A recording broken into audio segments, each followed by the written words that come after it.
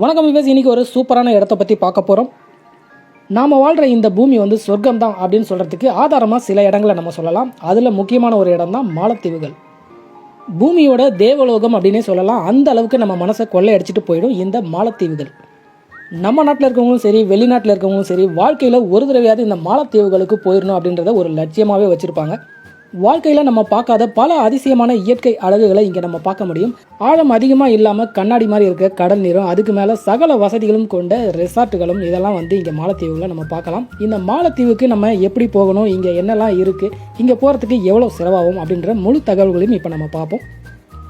முதல்ல நம்ம மாலத்தீவுகளை பற்றி தெரிஞ்சுப்போம். மாலத்தீவுகள் இந்திய பெருங்கடலில் இருக்க ஒரு தீவு கூட்டம் தான் மாலத்தீவுகள்.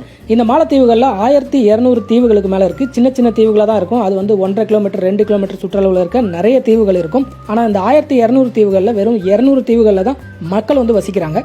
மற்ற தீவுகள்லாம் பார்த்தீங்கன்னா ரொம்ப சின்னதாக இருக்கும், ஆனால் ரொம்பவே அழகாக இருக்கும். அங்கெல்லாம் பார்த்தீங்கன்னா தனியார் வசத்தில் இருக்கும் அந்த தீவுகள். அங்கே வந்து ரெசார்ட் கட்டியிருப்பாங்க. அங்கே நிறையா நம்மளுக்கு என்ஜாய் பண்ணுற மாதிரியான விஷயங்கள் நிறையா இருக்கும். ஓகே, மாலத்தீவுகளுக்கு சென்னையிலேருந்து எப்படி போகணும், நம்ம போயிட்டு வரதுக்கு எவ்வளோ பட்ஜெட் ஆகும், அங்கே என்ஜாய் பண்ணுறதுக்கு என்னெல்லாம் விஷயம் இருக்குது அப்படின்றத ஒன்று ஒன்றா பார்ப்போம். மாலத்தீவுகளை சுற்றி பார்க்குறதுக்கு மாலத்தீவுகளுடைய தலைநகரான மாலேவுக்கு நம்ம முதல்ல போகணும். சென்னையிலேருந்து நேரடியாக ஃப்ளைட் வசதி இருக்குது. அதே மாதிரி நம்ம சென்னையிலேருந்து ஸ்ரீலங்கா போயிட்டு அங்கேருந்தும் நம்ம இந்த மாலத்தீவுகளுக்கு போகலாம். இந்த மாலத்தீவுகளுக்கு பார்த்திங்கன்னா நம்ம ஃப்ளைட்டில் மட்டும்தான் போக முடியும். அந்தமான் மாதிரி இதுக்கு வந்து கப்பல் போக்குவரத்துலாம் கிடையாது. சென்னையிலேருந்து மாலத்தீவுகளுக்கு ஃப்ளைட் டிக்கெட் பார்த்திங்கன்னா 16,000 18,000 வரைக்கும் வரும். அதுக்கப்புறம் நீங்கள் அங்கே தங்குற செலவு, சாப்பாடு இதெல்லாம் சேர்த்து ஒரு நபருக்கு வந்து 50,000 60,000 வரையும் வரும்.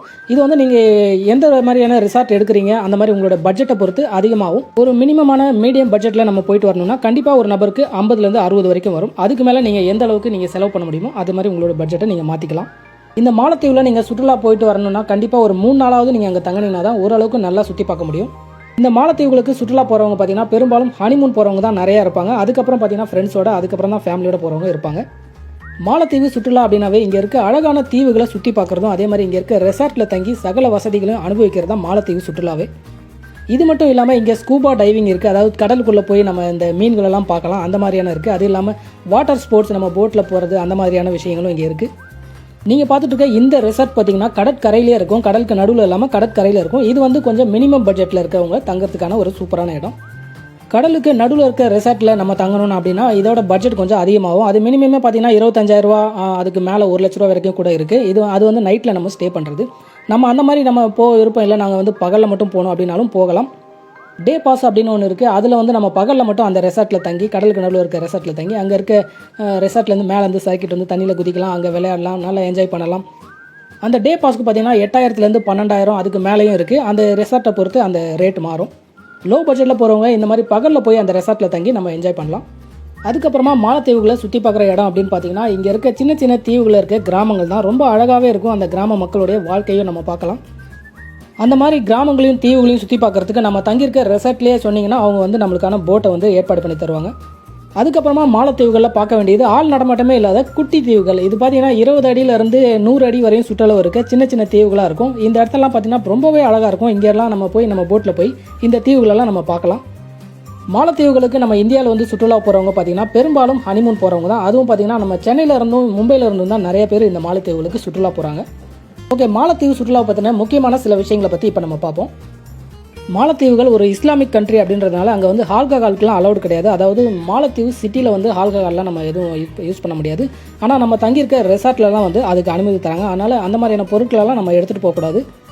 மாலத்தீவுகளுக்கு நீங்கள் ரொம்பவே லோ பட்ஜெட்டில் போகணும் அப்படின்னு நினச்சிங்கன்னா நீங்கள் வந்து மாலத்தீவோட தலைநகரான மாலேயில் தங்கிட்டு பகலில் வந்து இங்கே இருக்க தீவுகளெல்லாம் நீங்கள் சுற்றி பார்க்கலாம்.